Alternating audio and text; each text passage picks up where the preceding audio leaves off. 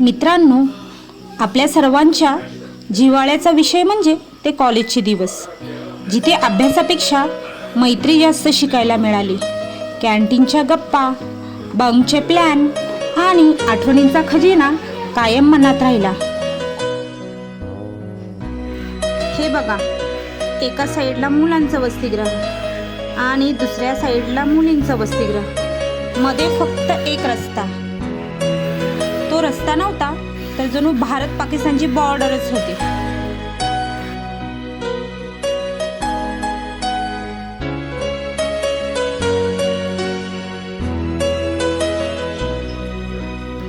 येथे एक विहीर होती, परंतु ती आता दिसत नाहीये. हे डाव्या साईडला हनुमानाचे मंदिर आणि त्या समोरच आमचे कबड्डीचे ग्राउंड, जिथे आम्ही कबड्डी खेळायचो. पुन्हा एकदा त्या जुन्या आठवणींच्या दारात पाऊल टाकलं. शासकीय अध्यापक विद्यालयातील ही एंट्री फक्त कॉलेजमध्ये नाही तर मनात जपलेल्या क्षणांमध्ये होती. कॉलेजची ती एंट्री आजही तितकीच खास वाटते. फरक फक्त एवढाच, तेव्हा स्वप्न घेऊन आलो होतो आणि आज आठवणी घेऊन आलोय. जुन्या वर्गखोल्या, तेच रस्ते आणि तीच माणसं. फक्त वेळ बदलली आहे, पण भावना अजूनही तशाच आहेत.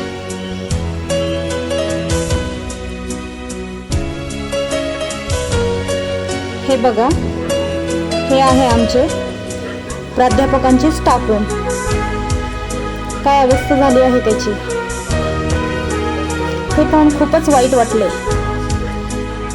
आई वडिलांनंतर आयुष्य घडवणारे जर कोणी असतील तर ते म्हणजे आपले शिक्षक.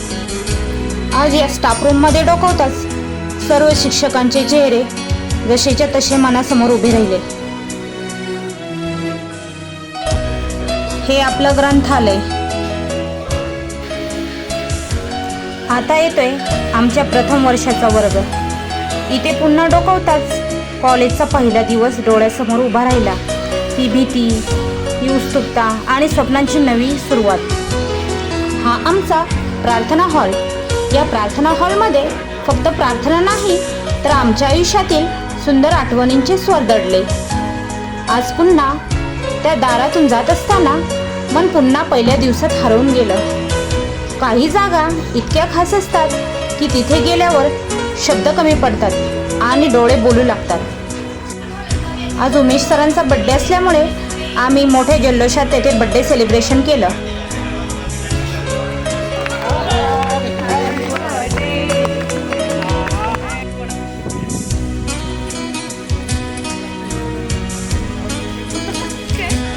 त्यानंतर आम्ही निघालो समुद्राकडे. आमच्या पावलागणिक मन हे आठवणीच्या हिंदोळ्यात झोका घेत होतं.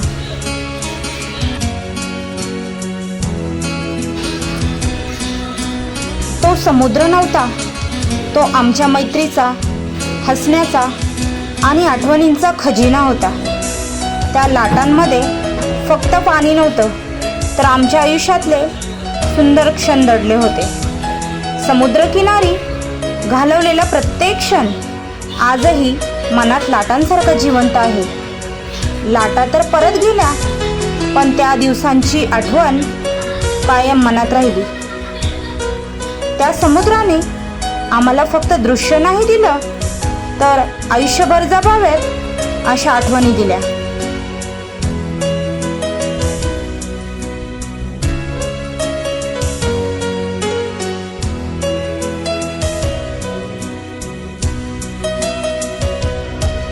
आठवणींच्या त्या सुंदर प्रवासाला मनात जपून पुन्हा एकदा घराच्या वाटेवर निघालो, पण मन अजूनही तेथेच रेंगाळत होतं. आता आला तो निरोपाचा क्षण. निरोप घेताना प्रत्येकाच्या डोळ्यात अश्रू तरळले. एकमेकांच्या गळ्यात गळे टाकून सगळेच भावूक झाले.